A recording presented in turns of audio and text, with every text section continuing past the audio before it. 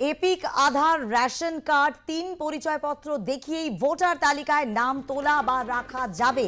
ভোটারদের নাগরিকত্ব যাচাই তাদের কাজ নয়, তা দেখবে স্বরাষ্ট্র মন্ত্রক, স্পষ্ট জানিয়ে দিল সুপ্রিম কোর্ট। আপনাদেরকে আরো একবার জানাবো, এপিক আধার এবং রেশন কার্ড 3 পরিচয়পত্র দেখিয়েই ভোটার তালিকায় নাম তোলা বা রাখা যাবে। ভোটারদের নাগরিকত্ব যাচাই তাদের কাজ নয়, দেখবে স্বরাষ্ট্র মন্ত্রক। যা দেখার দায়িত্ব স্বরাষ্ট্র মন্ত্রকের, স্পষ্ট এমনটা কিন্তু জানিয়ে দেওয়া হয়েছে সুপ্রিম কোর্টের তরফে।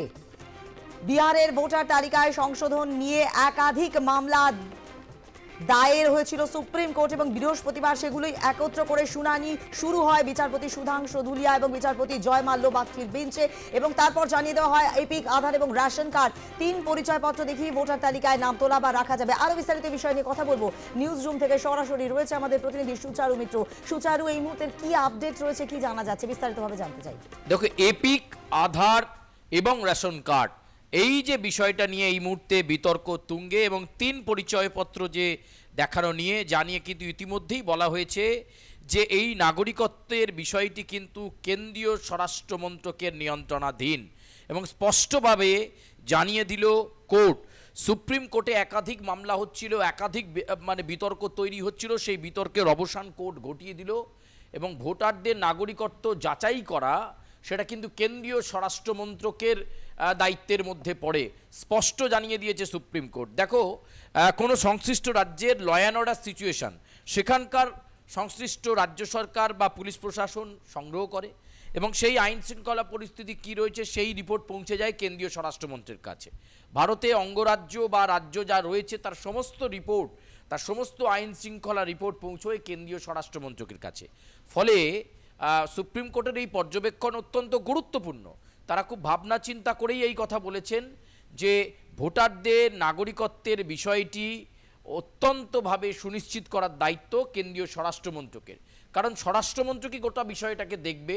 স্বরাষ্ট্রমন্ত্রক যেখানে দেশের আইন শৃঙ্খলা পরিস্থিতি কী রয়েছে, সেই রাজ্যের পপুলেশন কত, কিভাবে তার আইন শৃঙ্খলা পরিস্থিতিকে নিয়ন্ত্রণ করা যায়।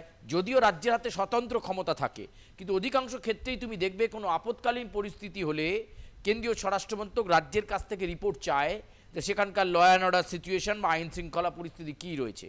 ফলে এক্ষেত্রে এই ভোটারদের নাগরিকত্বের বিষয়টি কিন্তু অত্যন্ত তাৎপর্যপূর্ণভাবে সুপ্রিম কোর্টের নিয়ন্ত্রণাধীন বা সুপ্রিম কোর্টের পর্যবেক্ষণের মধ্যে এলো।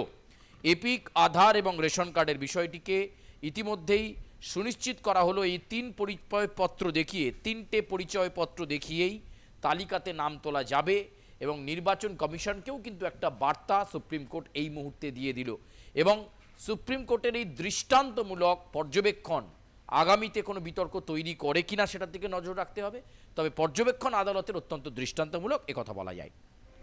একেবারে তাই, ধন্যবাদ সুচারু। আমরা কথা বলছিলাম আমাদের প্রতিনিধি সুচারু মিত্রের সঙ্গে। আপনাদেরকে আরো একবার জানিয়ে রাখবো, এপিক আধার রেশন কার্ড 3 পরিচয়পত্র দেখিয়ে ভোটার তালিকায় নাম তোলা বা রাখা যাবে। ভোটারদের নাগরিকত্ব যাচাই তাদের কাজ নয়, তা দেখবে স্বরাষ্ট্র মন্ত্রক, এমনটাই স্পষ্ট করে জানিয়ে দিল সুপ্রিম কোর্ট।